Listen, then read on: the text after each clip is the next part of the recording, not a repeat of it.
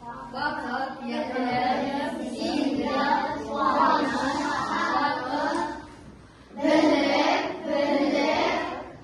сүйемін, бақыт, бірлік, қуаныш. Ерге ел алғысын төгеді, сарам атын естісе жұрт сөгеді.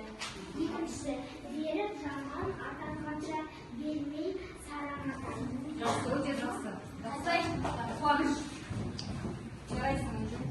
Жомарт ерге ел алғысын төгеді, сараң атын естісе жұрт сөгеді. Екіншісі, сараң пайғамбардың жиені болса да,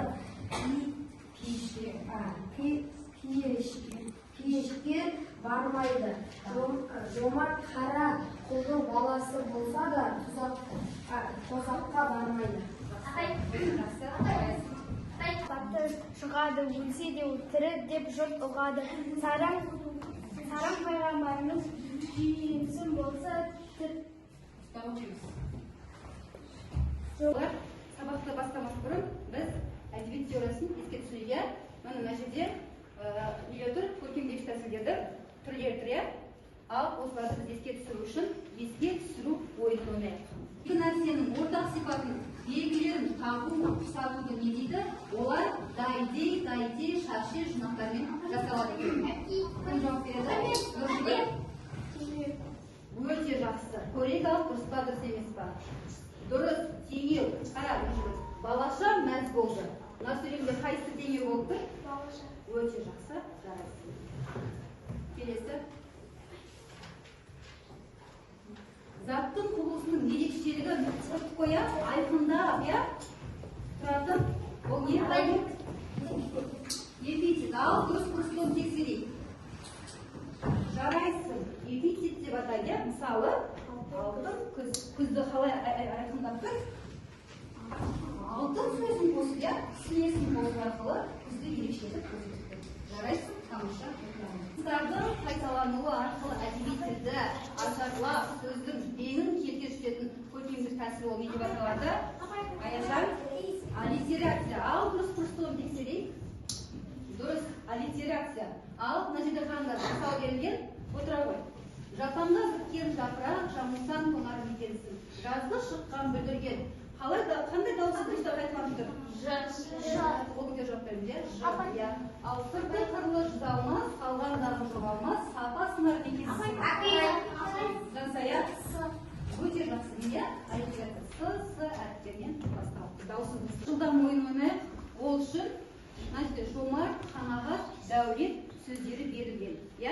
Осы жомарт, қанағат, дәулет сөздерінен мағынасын ашамыз, мақал-мәтел айтамыз. Ал кім жылдам екен? Тағы кім? Кім жылдам? Ал бағымыр?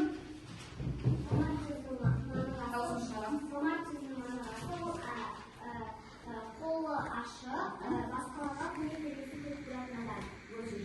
Ал қандай мақалмен сөйлесің? Жүйрік тоқтығын білдірмес, жомарт жоқтығын білдірмес. Өте жақсы. Жарайсың. Ал мінекей жомарт. Жақсы. Ал қоғалған қойып. Келесі.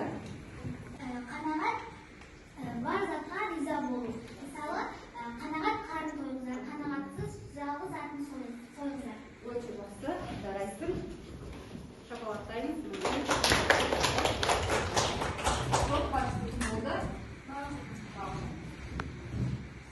Сөздің мағынасы қазына игілік деген сөзді білдіреді. Дәулетті ел сәулетті, дәулетіне қарай сәулетті. Өте жақсы. Жарайсың. Көп парчасы болды. Артық болмасы білгенім, жомарт сөзі қандай тілден енген? Жұбан, жас, жігіт, мәрт деген мағынаны білдіреді. Есін сақтаймыз ба? Мында тапсырма берем. Тапсырманы орындау үшін осы ұяшықтарға жауаптарын орналастырамыз. Түсінікті ғой, бәріңіз түсінікті ма? Топ болып жұмыс жасаймыз.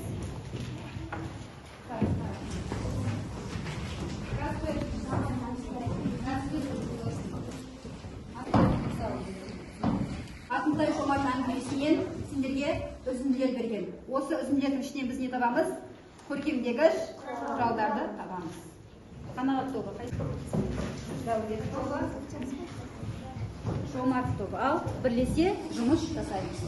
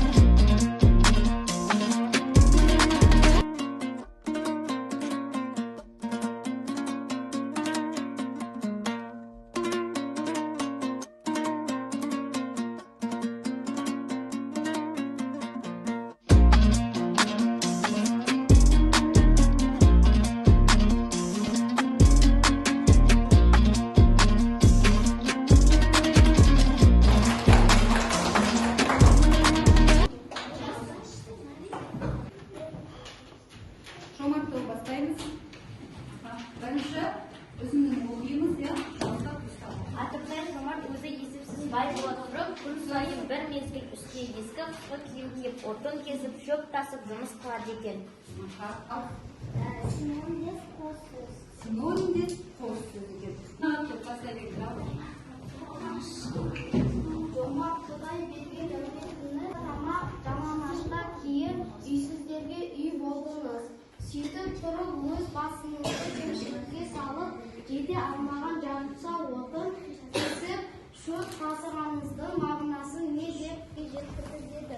Сол жеткен көңілмен өзінің терезесі күннен бейшаралардан жереніп көз салмай кет-кетішке жәрдем беруді ұмытармын деп қорқамын. Екіншісі бар бола тұрып, мен жұмыс қылсам, мұның кемшілік емес екенін біліп, кейінгілер әділет алсын деймін. Ал, жақсы тыныштық. Қандай? Көркемдегіш құралдар екен ішінде? Асыл киім көңілге жем кіргізеді, желкен көңіл көз салмай. Көз салмау. Жақсы. Ал, Нәрсеге елігу, желігу, елеру, көз салмай елену. Раф әдісінен авторға х немесе естиміз өлең жазамыз. Сіздерге екі раф берілген. Біріншісінде роль оқушы, аудитория замандастар, форма х, тақырыбы не? Ыбырай, дара, ұстаз. Ал екінші хат үлгісі. Роль үлгісі кім? Ақын. Ақын болып не істейміз? Өлең шығарамыз. Аудитория халық, формасы өлең, тақырып ыбырай, қазақтың мақтанышы. Ал сәттілік бастаймыз.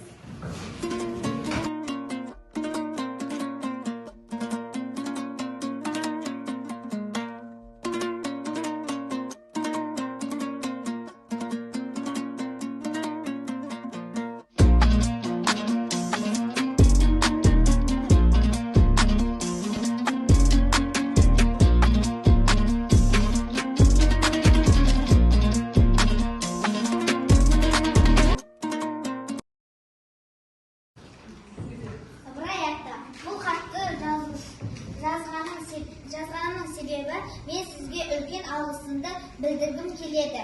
Сіздің әңгімелеріңіздің арқасында жаңа білім, жаңа тәрбие алып, жақсы жаққа ұмтылдым. Мен сізден мақтанамын. Мен де өткенде сіз секілді балаларды білімге шақыратын ұстаз болғым келеді.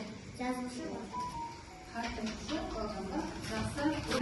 Тақырыбы: Ыбырай ата қазақтың мақтанышы. Ыбырай ата қазақтың мақтанышы ұрпақтың, Атымтай Жомарт әңгімесі үлгілі нағыз Жомарттың. Сәлеметсіз бе, Ыбырай ата? Мен сізді өте қатты жақсы көремін. Сіздің көптеген өлеңдеріңізді оқып шықтым. Барлық өлең мағыналы екен. Мен сіздей болғым келеді. Сау болыңыз ата, сәлем, мен Азия.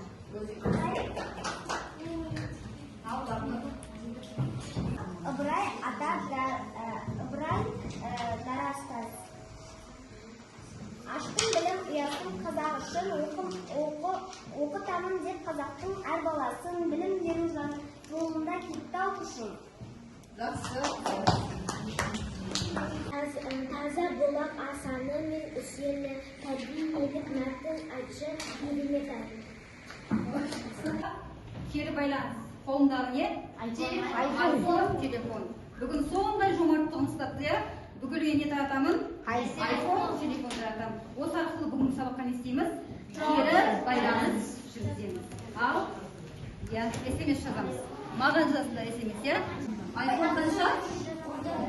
Аты жөнін жазуды ұмытпаймыз.